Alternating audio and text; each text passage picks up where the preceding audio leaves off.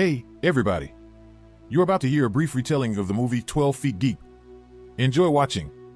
Manager McGrady is posting signs at the neighborhood public pool informing people that it would be closed during the holiday weekend. Bree is having the most fun of all the swimmers, but she stops to check her blood sugar levels. She considers taking off her diamond ring before diving back into the ocean. McGrady catches cleaner Clara red-handed as she tries to take money from the misplaced wallets in the lost and found section. She must still complete her shift for today, but he now regrets complimenting her to her parole officer and chooses to terminate her. Jonna, Bree's sister, is waiting in her car in the parking lot, debating whether or not to go inside. She gives it a lot of thought before deciding to follow her sister and place her phone in the glove box. Bree is glad they get to swim together again because Jonna used to be in treatment and the sisters haven't spent much time together recently. Bree persuades Jonna to let go and enjoy herself despite her initial negative attitude brought on by her problematic home life and the children annoying grown-ups by racing about the pool. The sisters have a good remainder of the afternoon and enjoy themselves in the pool till McGrady informs them it's time to depart. The pool is meant to stay open until 7, but Jonna points out that it closes early for the holiday weekend. McGrady tells her to brush up on her reading skills. After the sisters exit the water, Bree realizes she wants to show Jonna her ring, but she can't locate it in her luggage. They continue to dry off while they wait. McGrady encourages the sisters to hurry up, but they ignore him because everyone else has already departed. Bree jumps in to get the ring when Jonna examines the pool and discovers it lodged in the metal grill. Jonna steps in to assist her after she tries desperately to remove it but is unable to do so. McGrady starts to close up after taking one last glance around the pool area and noticing that no one is there. The sisters are still having trouble untangling the ring, and while they work on it, Jonna's hair gets tangled, diverting their attention from the fiberglass lead that is gradually filling the pool. They are now stuck since it is too late for them to swim up. The sisters, in a panic, strike the pool cover and cry out for aid, only to discover that McGrady has vanished. Following a disagreement over what to do, Jonna begins to feel a little queasy and becomes quite alarmed upon realizing that McGrady purposefully left them here.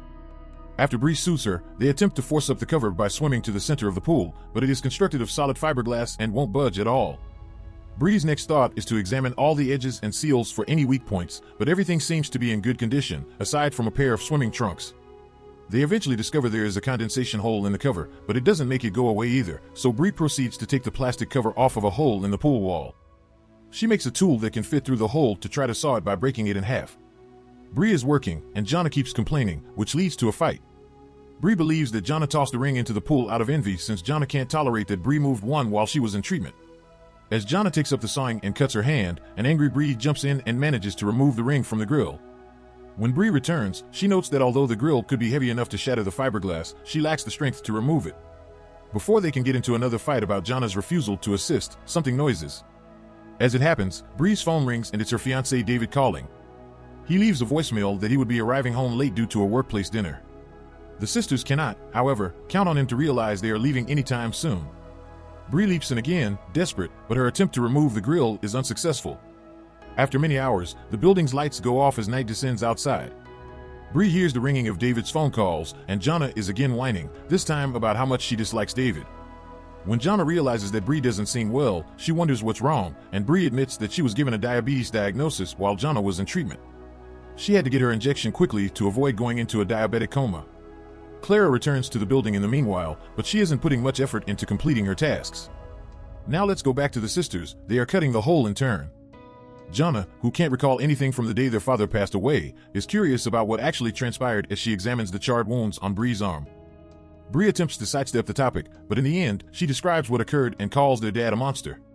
Their father had come home that evening inebriated, smoked a cigarette, and then passed out. He didn't shout since he was so inebriated that he was unaware that he was burning when the cigarette spilled on his pillow and sparked the fire. When Bree attempted to wake him, her arm burned. Bree's phone rings, and Clara walks into the pool room at that very time. She hears the girls calling for assistance as she approaches to take it, so she stops to ask her a few questions to give herself some extra time to take Bree's wallet. But when she realizes the security cameras are on, she stops herself. After returning to the pool and asking Bree for her phone password, Clara proceeds to the control room to turn off the cameras and turn on the lights, saying she is only trying to assist. Bree gives her the number, but Clara plays David's messages instead of phoning the police. Clara stops the taunting and explains her predicament when Jonna starts screaming abuses at her. If Bree provides her the ATM pin, she will save the sisters since she is having problems finding a job after being released from prison and she is in dire need of money. Clara switches off the lights and the warmth and threatens to let the sisters shiver through the night since they won't play her game. Bree gives her the pin out of desperation, and Clara walks off with her pocketbook. The sisters attempt to cuddle together for warmth, but she doesn't switch the heater back on. After several hours, Bree's body hurts so much from the cold.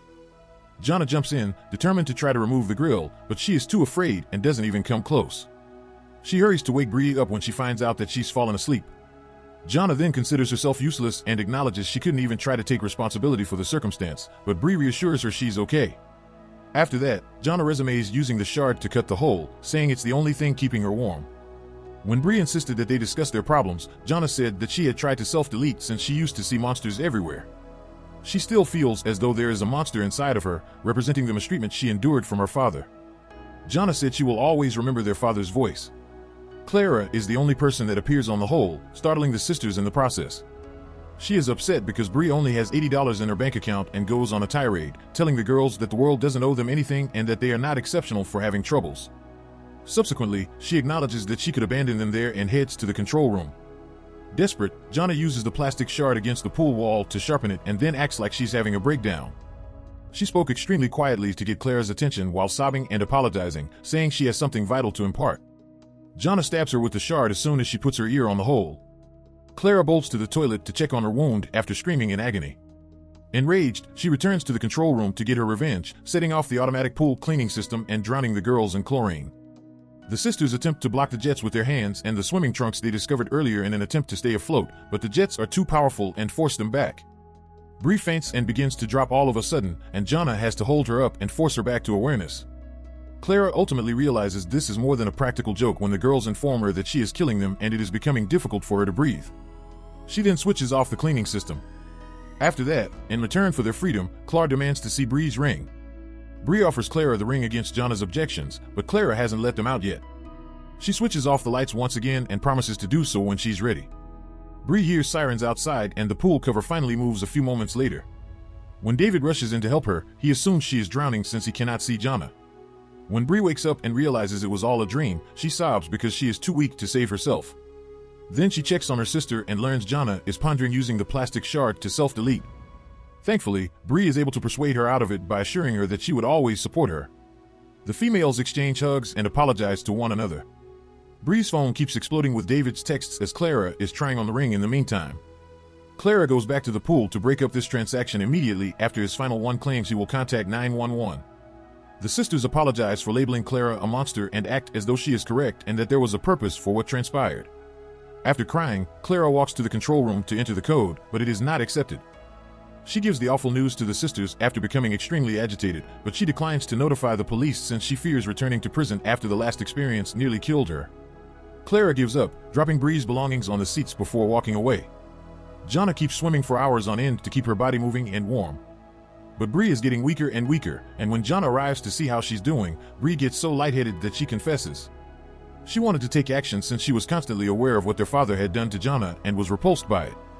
Their father had really tried to get up the night of the fire and move, but Bree restrained him so he would burn to death and the girls would be freed from his terrible ways at last. Jonna is moved by the gesture and feels compelled to give her sister more effort. She leaves her resting on the buoys and gets back to work on the grill. After a few unsuccessful attempts, Jonna has an epiphany. She has to surface in order to breathe. She uses the swimming truck she saved earlier to wrap around the bars of the grill so she can pull safely and without straining her hands.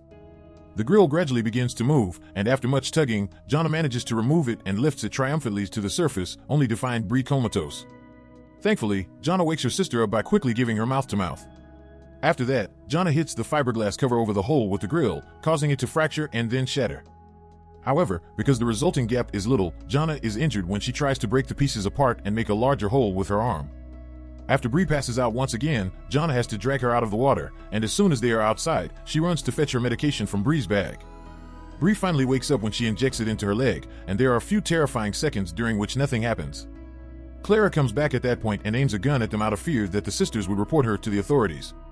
Clara lowers the gun and returns the ring to them after Jonna says some moving comments about Bree being all she has left in this world. After that, Jonna calls the police using Bree's phone and orders Clara to leave before they get there. Bree wakes up on a stretcher a short while later. Jonna reveals her that she has found the ring and that they have finally slain the monster after the paramedics check on her.